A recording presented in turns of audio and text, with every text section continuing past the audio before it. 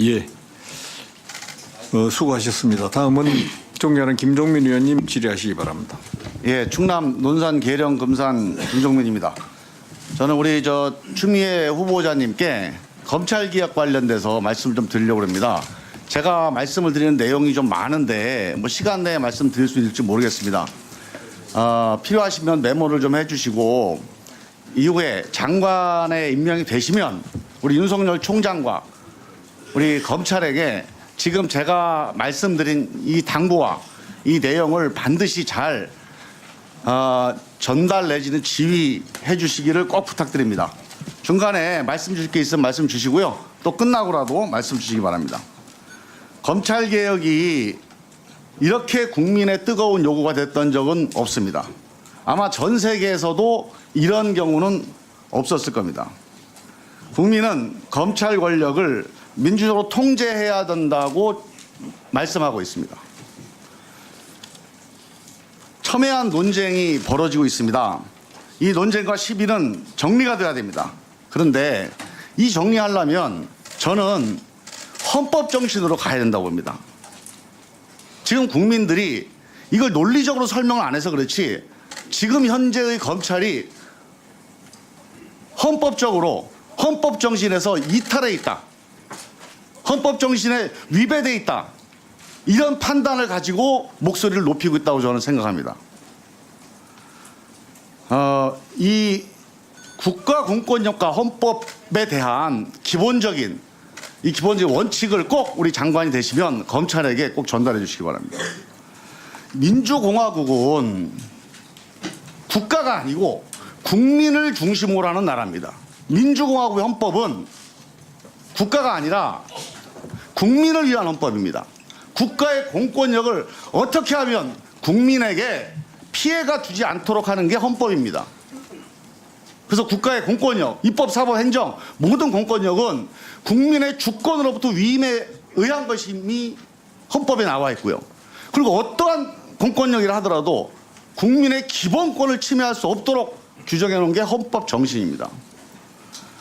그래서 국가 공권력은 근본적으로 국민의 기본권을 침해하는 거 아닙니까? 그래서 이게 최소화해야 된다. 이게 헌법 정신이에요. 맞죠? 네. 저는 제가 국회의원 돼서 깜짝 놀란 게요. 입법을 많이 한 사람을 상을 주더라고요. 입법은요. 국민의 기본권을 침해하는 겁니다. 많이 하는 게 좋은 게 아닙니다. 꼭 필요한 것만 입법해야 되죠. 사법도 마찬가지 아닙니까? 재판 많이 열리는 게 좋은 건가요? 저는 행정도 마찬가지라고 봅니다. 인허가 많이 하는 게 좋은 게 아니죠. 대표적인 게 수사입니다. 수사라고 하는 공권력이 국민의 기본권 중에서 가장 본질적인 기본권인 신체의 자유를 침해하는 거 아닙니까? 이게 절제돼야 되지 않겠습니까? 우리가 보통 입법에 대해서 과잉 금지를 강조합니다. 입법에 대한 과잉 금지는 당연히 국가의 공권력 모든 행위에 대해서 적용돼야 되죠. 특히 수사에서의 과잉 금지는 너무나 중요합니다. 수사하는 사람들은요, 본질적으로 과잉하게 되어 있습니다. 왜? 수사행위라는 게 수사 대상자를 기본적으로 의심하는 데 출발하지 않습니까? 그 대상자의 죄를 입증하는 게 수사하는 사람의 목표 아닙니까? 기본적으로 과잉하게 되어 있어요. 그래서 이 과잉하는 것을 금지하도록 제도적인 통제 장치를 만든 게 그게 검사입니다. 검사는 수사하는 사람이 아니에요. 수사가 가질 수 있는 필연적인 기본권에 대한 침해를 사법적으로 통제하기 위한 사법적 통제기관입니다. 그런데 전 세계에서 유일하게 대한민국만 검사가 수사를 하면서 이 수사에 대한 사법 통제가 실종돼 있어요. 지금 검사가 영장 청구를 합니다. 헌법에 나와 있어요. 이게 엄청난 사법 통제 아닙니까? 그런데 검사가 수사를 해요. 그리고 영장 청구를 합니다. 이 수사하는 사람의 영장 청구 욕심, 이 욕망, 이걸 사법적으로 통제할 수 있습니까? 그러면 그 사람이 기소도 합니다.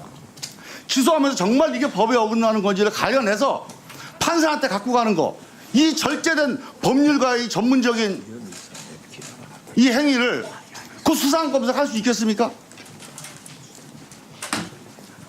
지금 대한민국의 이 모든 상황이요, 대한민국 검사들은 그동안 해왔던 걸 하는데 왜 문제냐 이렇게 얘기하고 있어요. 수십 년 해왔던 게 잘못된 겁니다.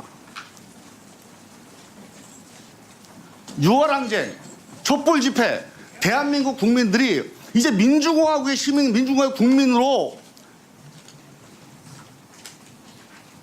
우뚝 서는 순간 지난 70년의 이런 부당한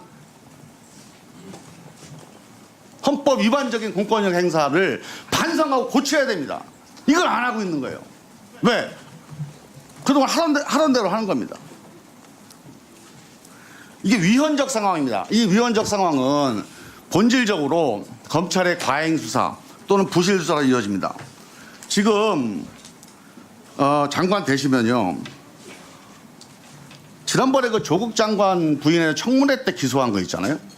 그 기소가 재판부에 의해서 엄청나게 거의 탄핵 수준으로 판결을 받았습니다. 수많은 피의사의 공표가 있었어요. 이 과잉 수사. 여기에 또 패스트트랙, 한국 땅에 대한 패스트트랙 수사는 전혀 이루어지지 않고 있습니다. 지금 몇 달째 기소가 안 되고 있어요. 이런 부실 수사. 검찰 자기 식구들은 또 감싸게 하고 있는 거. 이거 전혀 지금 국민들한테 소상하게. 조국 딸 표창장 사건만큼만 수사해도 지난 우리 검찰이 이렇게 잘못했습니다. 우리가 수사 못했어요. 앞으로 잘하겠습니다. 그럼 얼마나 좋습니까? 왜 그걸 안 하죠? 한번 물어보세요, 가서. 왜 이렇게 안 하는지. 지금요, 이 검찰이 수사를 하는데 사법통제가 실종돼 있습니다. 제도적으로. 왜? 검사가 그걸 해야 되는데 검사가 수사를 하니까요. 조직을 나눠서 수사부가 있고 기소부가 있는 것도 아닙니다, 지금. 그러면 지금 현재 제도로는 유일한 방법은 검찰총장밖에 없어요, 지휘할 사람이. 청와대 민정수석실도 못합니다. 국회도 못해요.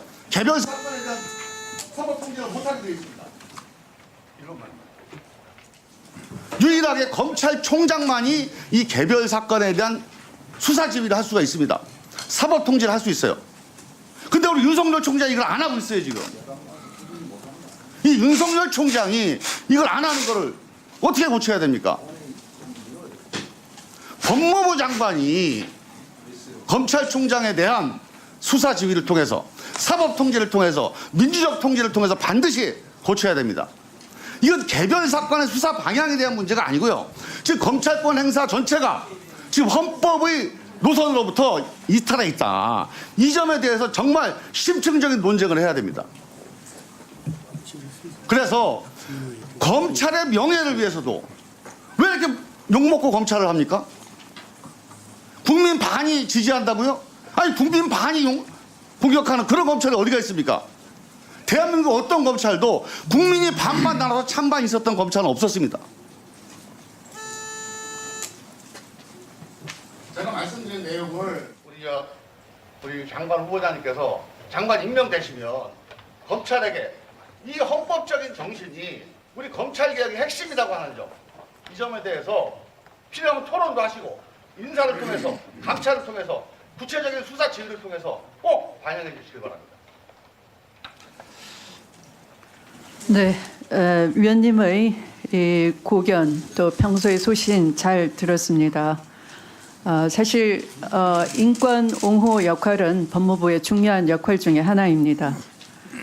인권 옹호를 중점에 두고 절제된 검찰권 행사가 필요한 시점이라고 생각이 됩니다.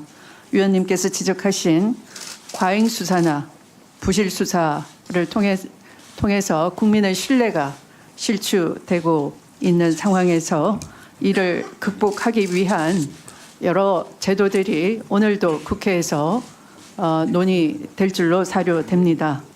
아마도 공수처법도 위원님이 지금 지적하시는 문제를 해소하는 데 어느 정도 도움이 되지 않을까 생각합니다. 위원님께서 지적하신 민주적 통제가 결여된 검찰권 행사에 대해서 각별히 유념해서 제가 만일 법무부 장관에 취임한다면 제가 가지고 있는 헌법과 법령에 주어진 권한을 제대로 행사를 해서 지휘 감독해 나가도록 하겠습니다. 감사합니다.